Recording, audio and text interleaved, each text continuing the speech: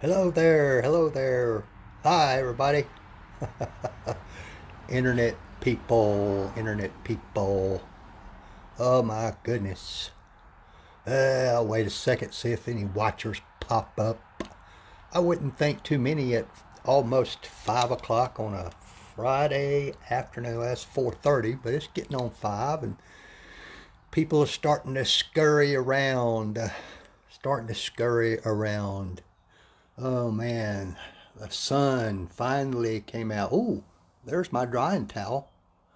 That's the one to have right there, folks. That's the one to have. Ah, man, it's been a long couple of tedious, tedious days. Ah, as you can see, I've pulled this Mustang further into the garage so I could get to the rear of it with plenty of room to work. Let's see, last time I saw you guys, I think I had finished the hood except for that stripe over there, which I did finish. And as a note of curiosity, some of those are painted on, but they are still rather fragile. You don't want to be hitting those edges of a painted stripe either. But that told me I could go back and hit them a little bit harder than I would vinyl stripes. So I did do that. But yeah, I discovered they are painted, some of it. Some of it's painted and some of it's vinyl. I don't understand. But yeah, I finished the hood, finished the roof after taping I still got some tape up here. I take that off. But what's interesting is, as you can see right there, where that is paint, and that's where some of the paint has, I don't know, they got some overspray on it or showing through, I'm not sure, but that's, now those seem like they're vinyl, but some of them are painted. I don't understand. Yeah, man, today, holy crap. I spent a lot of time on this trunk. Had to do away with a lot of the machine stuff and do some of the stuff by hand, like kind of getting up under there. I was going to take that off, but I couldn't get it off. I don't know if they got it glued on or what. Well, that end's loose, but this end I could not get off. It sure would have been easier if I could have got it off. Oh, so there's 4 people watching, but the trunk turned out real well. The trunk and did the rear end, which was badly, badly hammered. As you can see, I've taken the license plate off. The back bumper did that. Those stripes. I even did his headlights for him. Or not his headlights, his tail lights. I'll do the headlights when I get around to the front. All down in there. As you can see, I'll go back. This part of the car hasn't been touched. You can see how dull that is. Right up there. So that'll be a future challenge. And somebody asked me one day what it looks like after you have wet sanded. Well, the last hour, 2 hours or so, I've wet sanded there, on top of there, this horizontal surface here, all the way down here, and the top part of this fender. So that's what it's supposed to look like when it's wet sanded. You get that haze on there. You try to get the haze as uniform as possible. There's some high spots on here I haven't been able to get yet. So I'll have to go back and get that right there. See that where it's still kind of shiny? Where you can see it's a what we call a high or a low spot. You get those sometimes. I'm not going to wet sand this because it doesn't need it. And what I'll probably do is these strictly vertical, you can see they're not in bad shape. So I'll probably just go section by section and see if there are spots that need wet sanding. I don't think the whole thing needs wet sanding all the way down, but we shall see. 3 people watching. Who is that? Somebody sent me a heart. It don't say who it was. You know, sometimes this thing works good and sometimes it don't, but that's all been wet sanded now, all the way up there, down in there, all the way to the back. Oh, it's Miss Glenda. Hi, Miss Glenda. It's been a pain, Glenda. Oh, my goodness. I think the last time you were here, I had finished the hood except for that stripe, which I went back and did. And discovered some of this is striping is vinyl and some of it's painted. I don't understand. But some of it you can obviously tell it's painted on and the rest of it's vinyl. I don't get it, but that's what paint looks like after you wet sand it, Glenda. It's all dull, scratched up, looks awful, but that's the way it's supposed to look. Then I'll come back probably with a wool pad and compound, and then after that I'll polish it. And then after I get done doing that to the whole car, then I'm gonna have to go back and paint prep the whole vehicle, and then I'm going to apply that Optimum Clear Coat Restorer, which will fill in a lot of the imperfections in the paint from this cheap Mako paint job. But it's a coming up on, and you can see I've taped off some of this rubber / vinyl gaskets, window gaskets and stuff here. That's to protect them, because you don't want to be like when I was wet sanding. I didn't want to be hitting that with the wet sand, and I'm not going to want to hit it with the buffer when I get that far and damage it, because his is in pretty good shape. I had to go back and restore mine, which I did do, but his is in pretty good shape. It may have been replaced, I don't know. And you can see where I taped off the crack in the hood there, stopped from getting as much mess in there. Plus, when I was wet sanding and when I go to buffing, I don't want to be hitting this part of the hood, which I've already done. So I don't want to damage it and have to go back and hit it again. So a dual purpose, a lot of taping off. Now see, this part right here, I was able to use the damp 3000 grit sandpapers, they call it, with my little palm sander, because it'll do a better job than you can ever do by hand, ever. But see, that was too small an area, so I had to do that by hand, that little narrow thing there. And I also did that area there by hand, because you can't really get the palm sander to do that one either. And then I just went ahead and finished the whole thing out by hand, even though that right back there, I might could have used the palm sander on that one, but I didn't. I might as well, you know, I was done that much of it by hand. And then what I'll do is just, as I move along, compounding down here. I don't think this needs wet sanding down here, Glenda. So I may end up having to do a few spots if it turns out to have a bad spot or a bad scratch that I want to get out.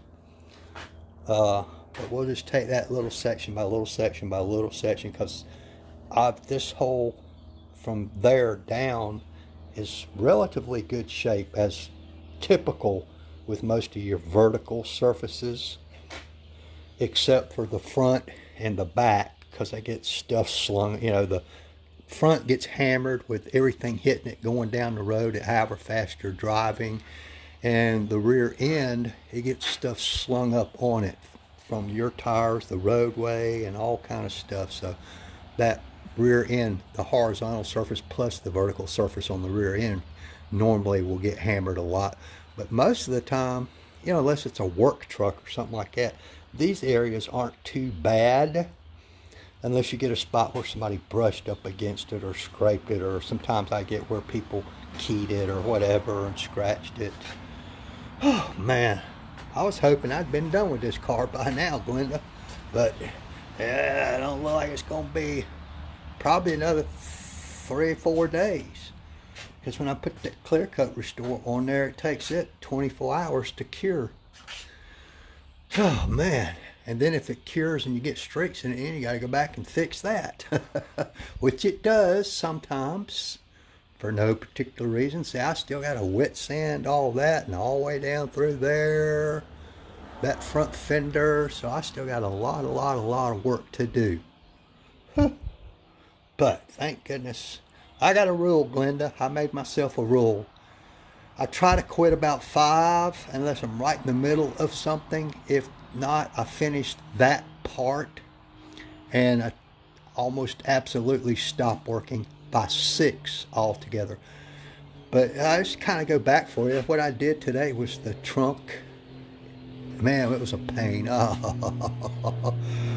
those little up under there, those stripes, and all these lights, little emblems. I took the license plate off and did all in there, and all of them striped all the way down, and you know, it goes up under. So I got underneath all of it. But that rear end was bad shape, real bad. It didn't have hardly any shine, hardly at all, to that bumper.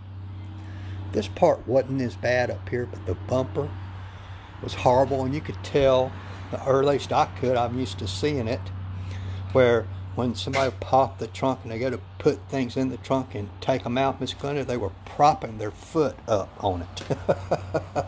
Which is also typical. I see that a lot. You know, particularly women, for some reason. I don't know why they do it, but they seem to do it. I think it's sometimes because they're, on average, a little shorter than most guys are, and they don't have quite as much upper body strength a lot of times, so they try to make up for it by putting their foot, so it gives them a little bit more leverage, because that trunk's pretty heavy. It's hard to get it up. It takes a little bit of arm strength. It's a heavy trunk, especially with that spoiler on the back. The spoiler's heavy too, so it's a little difficult to get up. Mine's hard to get up, and this one, I had it up earlier because I was trying to take that spoiler off so I could get up under there easier, but no, it wouldn't come off. So I had to improvise. Did some of it by hand, some of it I used, I don't know if you'll be able to see it down there. See that buffer down at the bottom there, Miss Glenda? It's got a shaft that comes off of it, kind of like a roto rooter, and see, you can see that little bitty pad there. It spins so you can get it in those tight little spaces. Most of the time I use it for stuff like right here, so I can get up under here, because there's usually a lot of fingernail scratches there and key scratches around this. And I'll use it sometimes on the mirror to get in these little curvy spaces like right here and underneath in here, because you can't get a regular buffer. You can do this part with a regular buffer, but getting in here, you can't. So you almost have to have something like what I just showed you, so that you can buff it and don't have to, because you'd be there for hours trying to get to the same thing that you would if you try to do it by hand. Hey, Mr. Mark. Mr. Mark Smith. I don't know if you guys know each other or not, Glenda. Mark and I went to high school together at Noonan High School, didn't we, Mark? Known each other forever. Mark, the other day, I think when you dropped in, I had finished the hood except for that stripe, and I went back and did that stripe. But interestingly enough, Mark, part of these are vinyl and part of them are painted on. I don't understand. And of course I did the roof, and this did the rear end today, Mark. It was a pain in the you know what, because I could not, hard as I tried, get that spoiler off. It would have been so much easier. Of course, I had to tape all the stripes off and, you know, get the little bitty polisher out for that little space in between, and, you know, that little bitty space, you know, right here. You know, it's got to be polished too. You got to be careful, because these stripes, whether they're painted or vinyl, are extremely vulnerable, because you don't want to be buffing up against the edge of that paint or vinyl, whichever it happens to be, because it's not a very strong bond there, and you'll damage them if you don't tape them up. And then you got to move the tape, and then you got to take it off, and on and on and on it goes. But that turned out pretty good, Mark. Of course, I did all down in here, which this was really bad. Really bad. You can see I took his license plates off so I could get up in there. I did his tail lights for him, Mark.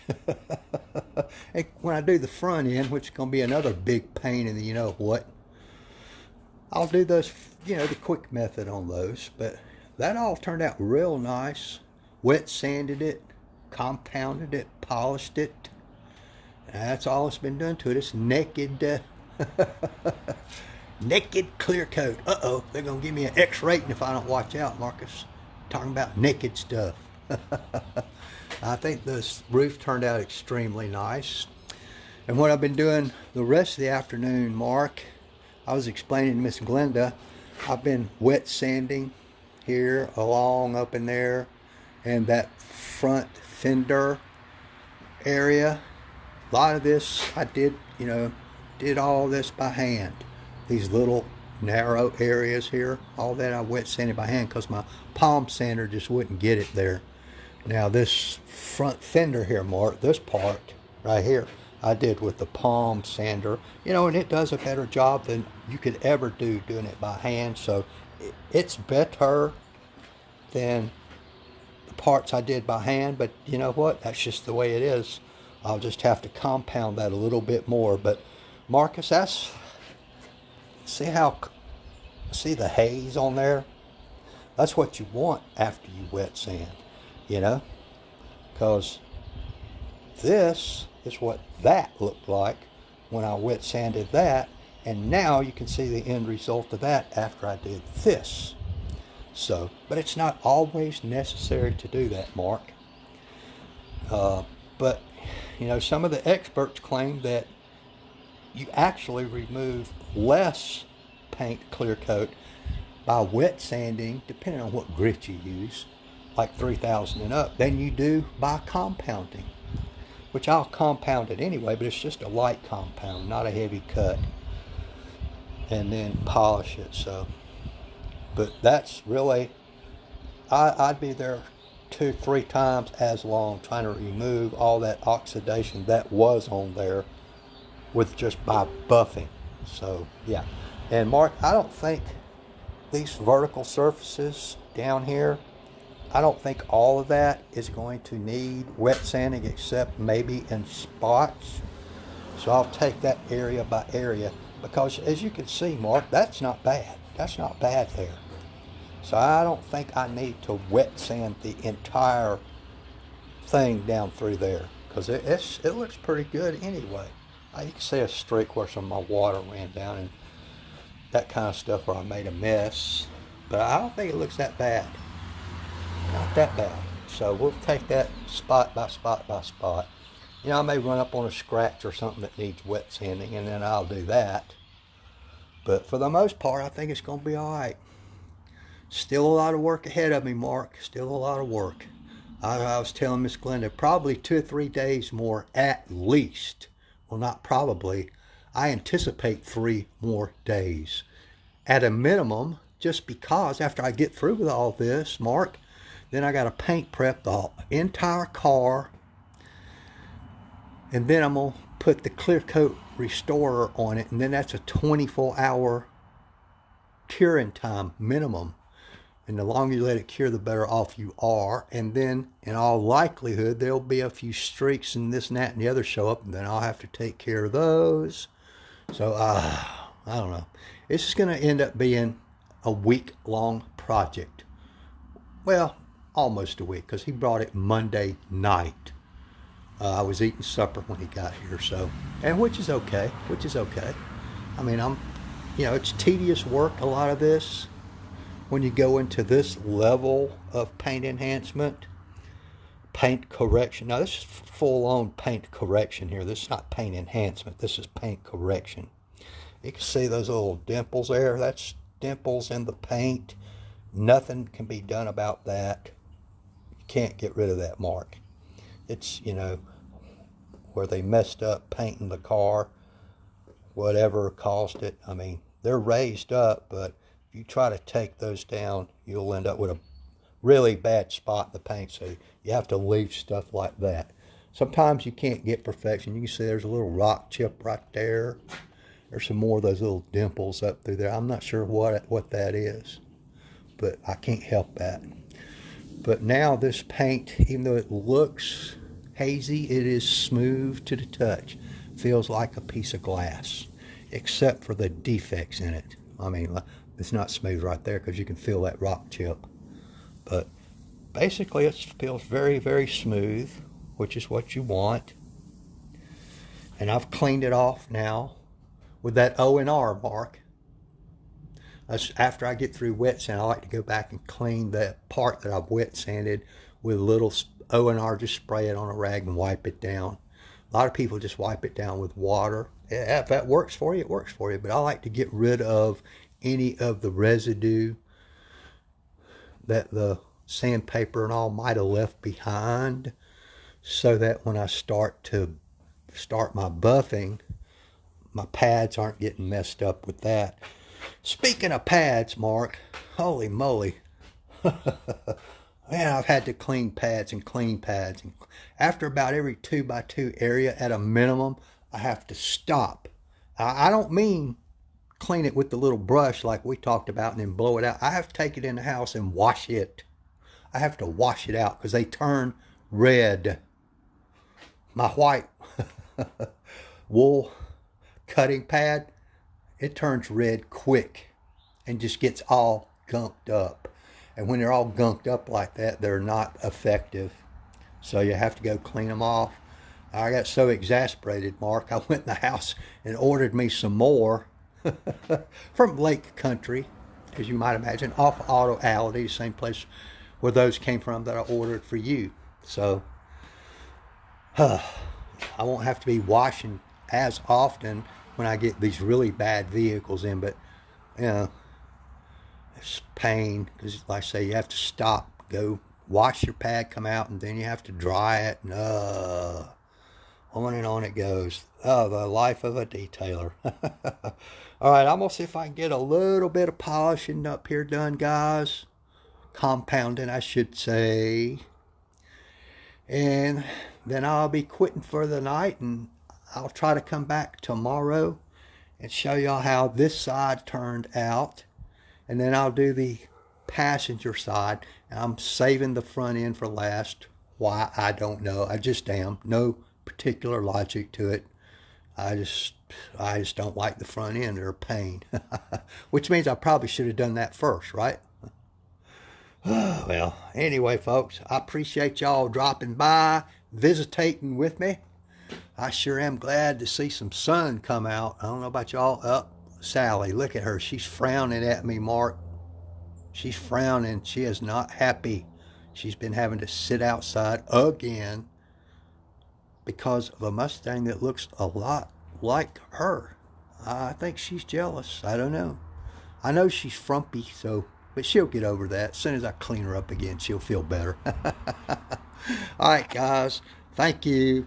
Appreciate it. If you got any comments, got anything you need to say, want to say, got any suggestions, got any questions, you got any criticisms, leave them in a comment below for me. And hit the like button or whatever button it is you're supposed to hit on Facebook Live. Oh, Lordy. All right, Mark, Miss Glenda, I'll holler at y'all later. Thank y'all. Bye.